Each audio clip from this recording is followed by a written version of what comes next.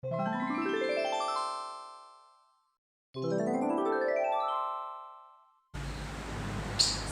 warahmatullahi wabarakatuh.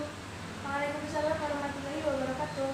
Selamat siang anak-anak. Selamat siang, Bu. Gimana kabarnya? Alhamdulillah sehat.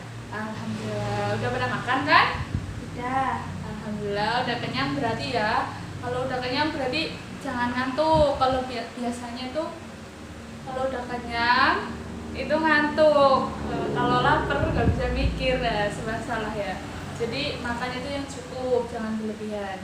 Hari ini masuk semua. Masuk. Alhamdulillah berarti pada sehat-sehat ya kalau pada masuk semua. Nah, pada pertemuan hari ini kita akan membahas mengenai hukum kekekalan energi mekanik. Nah, sebelum mempelajari hukum kekekalan energi mekanik, kita harus tahu dulu konsep hukum kekekalan energi. Nah, coba Ibu mau nanya nih, kalian pernah melihat buah jatuh dari pohonnya apa enggak? Nah ya. Nah, kira-kira besaran apa aja sih yang berubah waktu buah itu jatuh dari pohonnya? Ketinggian, Bu. Ya, ketinggian ya, betul Mbak Zahra. Ketinggian. Setelah itu juga kecepatannya berubah karena awal mulanya itu kan buah itu jatuh sendiri gitu kan. Itu nggak ada kecepatan awalnya, jadi kecepatan awalnya 0. Setelah jatuh baru dia memiliki kecepatan. Nah, coba kalian lihat video ini dulu, buah kelapa yang jatuh. Ini dia.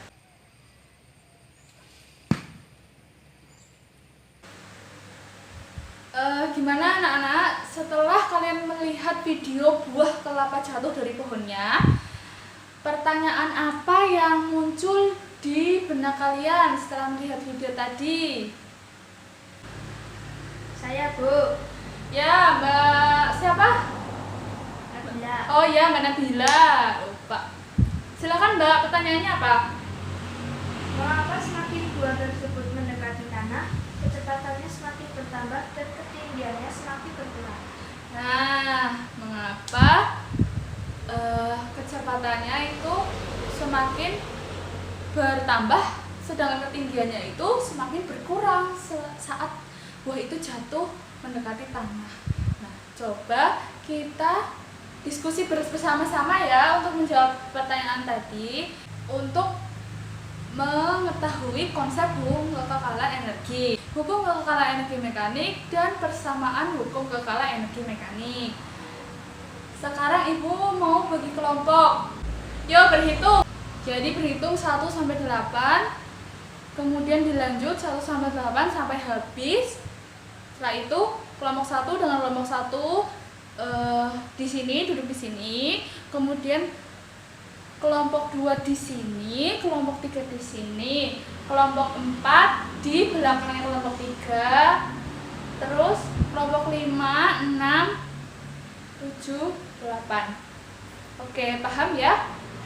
Silakan berhitung dan bergabung dengan kelompoknya masing-masing. Mbak Nabila kok sepertinya sedang mendengarkan musik? Nanti teman-temannya terganggu, jadi tidak bisa konsentrasi. Coba dimatikan dulu. Nanti kalau istirahat bisa dilanjut musikan lagi ya. Ya, maaf, Bu. Iya. Gimana kelompok 8? Ada kesulitan belum? Belum, Bu. Ya, belum ya. Didiskusikan sama kelompoknya. Kemudian kelompok 7 ada yang kesulitan? Belum. Oh ya, belum ya. Baik, waktu diskusi telah selesai. Sekarang giliran kalian mempresentasikan hasil diskusi kelompok kalian di depan kelas.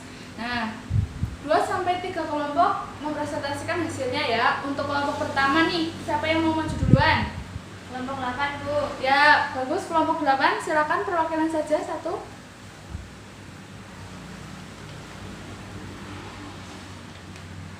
Assalamualaikum warahmatullahi wabarakatuh. Waalaikumsalam warahmatullahi wabarakatuh. Saya perwakilan dari kelompok 8 akan mempresentasikan hasil diskusi kami. Terima kasih. Assalamualaikum warahmatullahi wabarakatuh. Waalaikumsalam warahmatullahi wabarakatuh.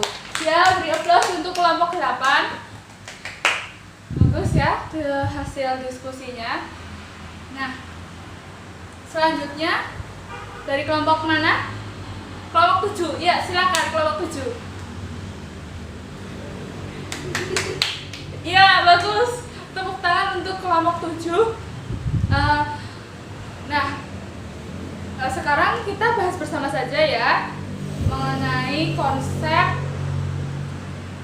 dari hukum kekalahan energi, hukum kekalahan energi mekanik, dan persamaannya. Ayo anak-anak, ayo perhatikan dulu ya. Kita akan membahas bersama-sama.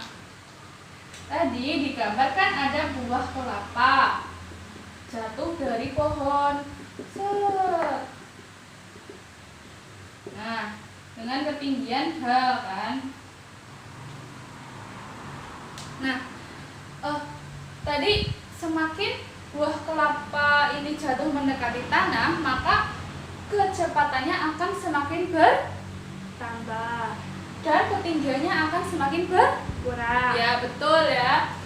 Karena kecepatan awal pada titik A, titik di sini itu 0 ya, karena dia mengalami gerak jatuh bebas, maka tanpa kecepatan awal. Kecepatan awalnya 0. Nah, semakin turun ke bawah, maka kecepatan akan semakin besar. Sedangkan ketinggian pada mula-mulanya dia di atas ketinggian H, ada ketinggiannya. Sedangkan sampai tanah, maka ketinggiannya itu 0. Nah, pada titik A yang memiliki kecepatan awal 0, maka EK-nya juga 0. EK-nya 0. Karena setengah MV kuadrat, V-nya 0, maka EK-nya 0. Sedangkan EP-nya MGH, karena hanya ada ya, jadi MGH. Nah, untuk energi kinetik pada titik B yang di bawah itu setengah mv kuadrat, karena dia memiliki kecepatan bergerak ke bawah. Sedangkan EP B-nya adalah 0 karena tidak memiliki ketinggian atau dia sudah mencapai di dasar tanah. Nah, bagaimana hubungan antara energi kinetik dengan energi potensial pada buah kelapa yang jatuh ini? Coba. Saya, Bu. Ya, silakan. Ketika energi kinetiknya besar, maka energi potensial akan mengecil. Begitu juga sebaliknya. Jika energi potensial membesar, energi kinetiknya pun mulai mengecil.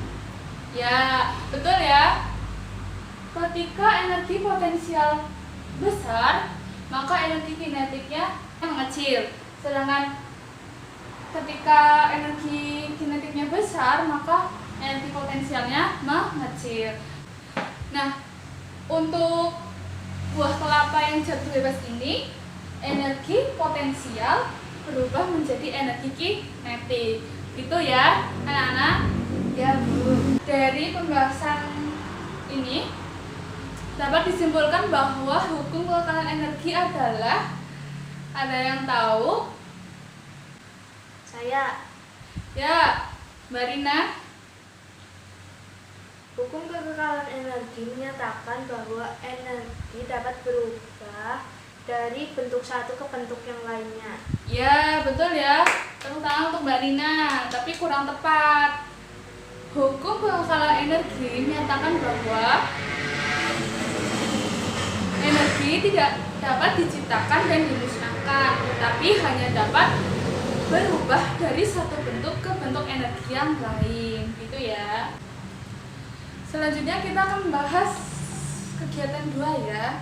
Nah, berdasarkan hasil dari kegiatan 1 dan melihat data pada kegiatan 2, maka hubungan energi mekanik energi kinetik dan energi potensial itu hubungannya bagaimana? Coba Mbak Rizka sepertinya mengantuk ya. Coba apa Mbak hubungannya? Energi mekanik merupakan energi yang didapatkan dari penjumlahan energi kinetik dan energi potensial pada suatu benda yang melakukan usaha. Ya, jadi betul ya. Energi mekanik EM sama dengan energi kinetik ditambah energi potensial. Nah, karena energi mekanik itu berhubungan dengan gerak dan posisi suatu benda. Ya, selanjutnya ketika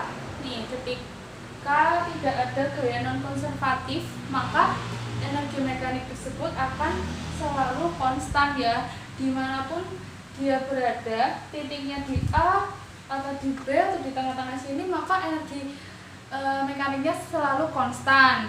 Tetapi jika ada gaya non konservatif atau bisa berupa gaya gesek, maka itu akan mempengaruhi besar energi mekaniknya. Maka energi mekaniknya bisa saja dia tidak selalu konstan karena ada pengaruh dari gaya gesek tersebut, gitu ya.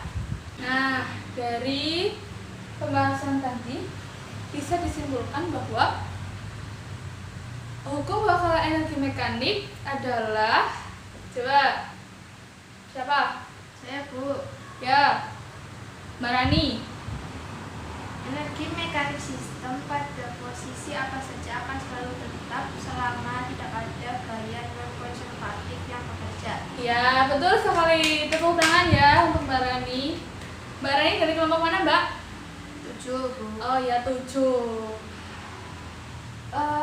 Jadi hukum bakalan energi mekanik itu betul ya, seperti yang dikatakan Mbak Rani, akan selalu sama, selalu konstan pada posisi mana saja, si A, si B atau di tengah-tengah sini gitu kan. Itu besarnya akan selalu sama, selalu konstan selama tidak ada gaya non konservatif yang bekerja pada sistem tersebut. Misalnya gaya non konservatif itu adalah gaya gesek. Selanjutnya kita akan membahas persamaan dari hukum kekalahan energi mekanik ya. Nah, coba kita pertama tinjau pada titik A, titik pada posisi mula-mula di atas sini ya. Maka energi mekanik pada posisi A sama dengan energi kinetik A ditambah energi potensial A. Nah, kita tahu bahwa karena kecepatannya 0, maka energi kinetiknya juga 0. Berarti energi kinetik A sama dengan 0 ditambah EPA-nya ada ya, karena dia memiliki ketinggian H, maka EPA-nya sama dengan MGH. Diketahui pada data di LKS nilai M-nya berapa? 2 ya. Maka 2 dikali G itu kan percepatan gravitasi besarnya berapa? 10 ya, 10 meter per sekon kuadrat. Kemudian hanya juga 10. Maka hasilnya adalah 200 Joule. Seperti itu ya, coba dicek benar? Benar, Bu. Selanjutnya kita tinjau di titik B ya, di titik tengah. Kita ganti, tadi kan B itu di posisi akhir. Nah, sekarang B di titik tengah dan C di posisi akhir. Nah, misalnya dalam T sekon benda jatuh sejauh H1 di titik B, H1 dari A ke B kita sebutkan H1, maka HB di sini ya, HB sama dengan H dikurangi H1. HB itu dari B ke C, maka H dari A ke C dikurangi dari H A ke B, H1. Maka HB sama dengan H dikurangi H1. Nah, energi potensial benda di titik B, maka EPB sama dengan NGHB. Dari titik A ke titik B itu ternyata energi potensialnya berkurang sebesar NGH1 karena dia dari A ke B H1, NGH1. Sedangkan energi kinetik saat benda di B itu kita hitung dengan cara mula-mula kita tahu persamaan H1 sama V0 T plus GT kuadrat setengah GT kuadrat. Nah, karena V0 nya 0 maka jadi setengah GT kuadrat itu ya. Maka H1 sama dengan setengah GT kuadrat saja. Maka T sama dengan akar 2H1 per G. Nah, kita menemukan T. Selanjutnya, kita masukkan pada persamaan V.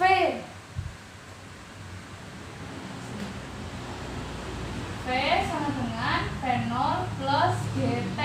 V0 nya 0 plus G nya GT.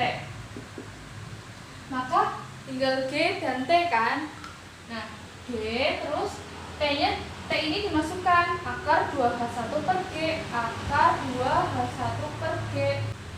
Jadi energi kinetik benda pada titik B di tengah itu besarnya EKB sama dengan setengah mv kuadrat. Setengah m, V nya kita masukkan G akar 2H1 per G dikuadratkan. Maka setengah M G kuadrat 2H1 per G. Nah, kita coret ya G nya. Coret, 2-nya kita coret. Maka EKB sama dengan MGH1. Nah, kita menemukan energi kinetik pada posisi B yaitu MGH1. Ya, selanjutnya kita mencari energi mekanik di titik B. Nah, energi mekanik di titik B sama dengan energi mekanik adalah penjumlahan dari energi kinetik di titik B ditambah energi potensial di titik B. Nah, tadi energi kinetik B sama dengan MGH1 kan? MGH1 ditambah energi potensial di titik B. Tadi kita menemukan MGHB. MGHB. Nah, tinggal kita masukkan saja. M-nya tadi kan 2 ya. 2, terus G-nya 10, H1-nya karena ketinggiannya ini 10, benda itu di tengah-tengah, maka H1 10 dan HB juga 10. 5 maksudnya ya, 5 setengah-setengah. 5 ditambah 2 dikali 10 dikali 5. Maka ini 20 dikali 5 100 ditambah 100 maka 200. 200 joule ya. Betul?